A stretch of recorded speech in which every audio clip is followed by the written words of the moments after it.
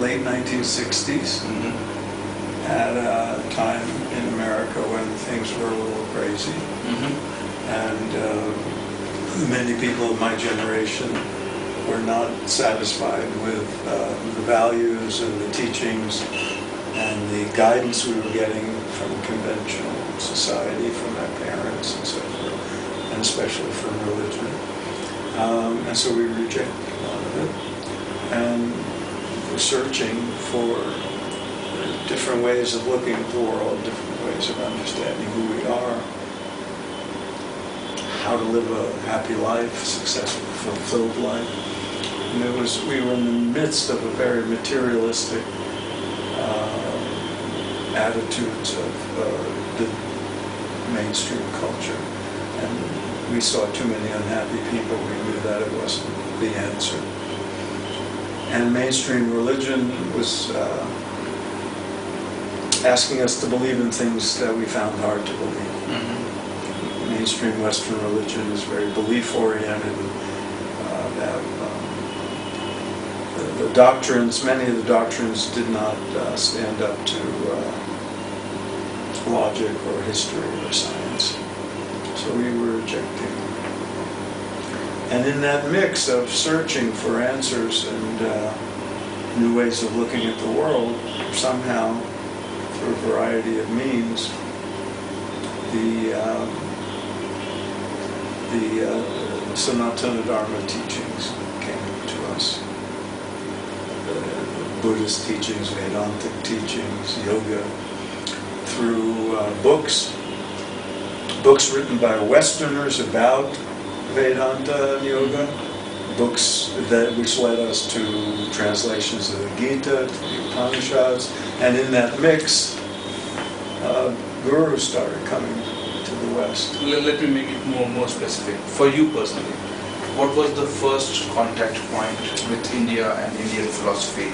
It's very hard for me to remember because so much was going on at the same time. But there were a few things. Reading, and I don't know which books came first. Okay. But I'll tell you which were the important books, because books were circulating. Yogananda's Autobiography of a Yogi. Books by, in America, Vivekananda started institutions called the Vedanta Society. They started publishing books in the mid-20th century, and some of those books were written by combinations of Swamis from India and Western intellectuals about Vedanta. And then they also published a very good translation of the Gita and of the Yoga Sutras. Those were some of the books, Autobiography of a Yogi. I read the Gita, that made a big impact. Emerson and Thoreau writing about Eastern philosophy made an impact. There were Westerners who were writing about Zen Buddhism. That had an impact. So all of those things in combination. It started with books, and then yoga teachers came, and gurus came, and then the Beatles. When the Beatles went to India and learned transcendental meditation, that was a big old opening, big awakening for a lot of people, including me. And it put a meditation on the map and made it some more accessible, something we tried to do. So in 1968, I learned that method of meditation. 2 years later, I met Maharishi Mahesh Yogi. I became a teacher of his. And that commitment to there lasted a few years of deep involvement. So that was a big influence. It was all that series of events got me started on the whole thing. And how did this book, American Way? So time goes by, and I'm living a life, and I taught for that Mahesh Yogi's movement for a while. Then I became a writer, and would lecture and write. Over time, I started to see that that Vedanta and the methods of yoga were affecting not just people like me, but were starting to filter into mainstream society, into psychology, into healthcare system. And I started to notice surveys that showed there's big changes in American attitudes toward religion and spirituality. So I said, there's something going on here. It's not just me and my crazy friends who are into all this. It's really mainstream. Something bigger than that is going on.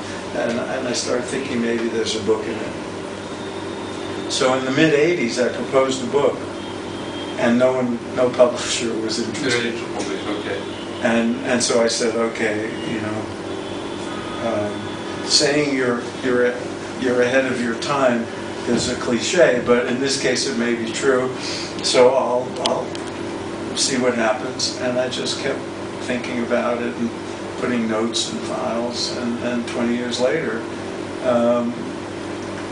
one of the religion editors at Random House had the same idea, and my agent put us together, and then we had the deal to do the book in the mid-2000s, and then it took a few years to get it written. Okay, so the core of what you propagate through your thoughts and the various lectures you take in the book is that there is a huge impact of India on the spiritualism of America, which is actually not highlighted the way it should have been. Not highlighted or underlined Yeah. the way it should have been. What do you think is the main reason? because it's so subtle. Everybody knows, there were people like me who went to see gurus and study with gurus. Everybody knows there's millions of people taking hatha yoga classes. Mm-hmm. Everybody knows meditation has become part of mainstream healthcare and psychology.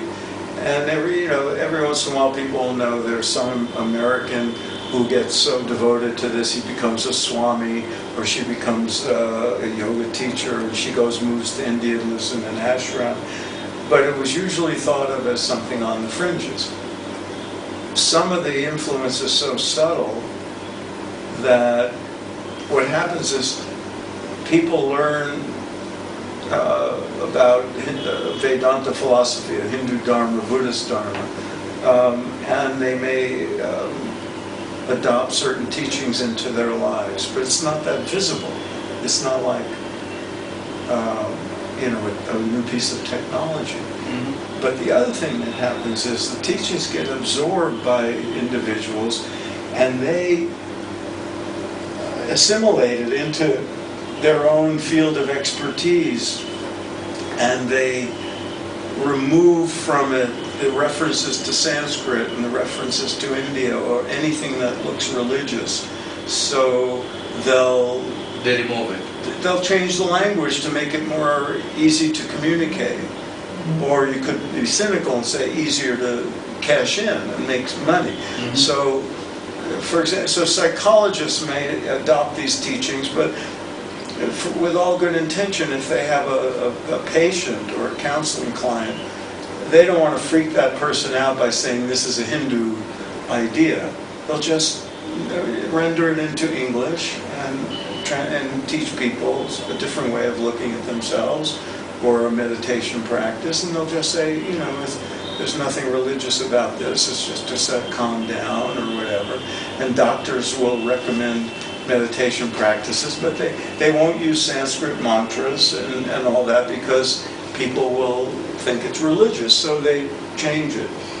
But and in many ways, many of the practices lose their effectiveness when they do that. But the ideas, the core teachings of Vedanta, they find their way into the American mainstream in English, in acceptable language, the language of psychology, sort of neutral spiritual language, and the language of self-improvement. There's a huge industry in America of self-help, self-improvement, and self-help books and self-help seminars. Most of the stars of those movements, of those teachings, have at one point in their lives studied some Vedanta and yoga. They had gurus in the 70s.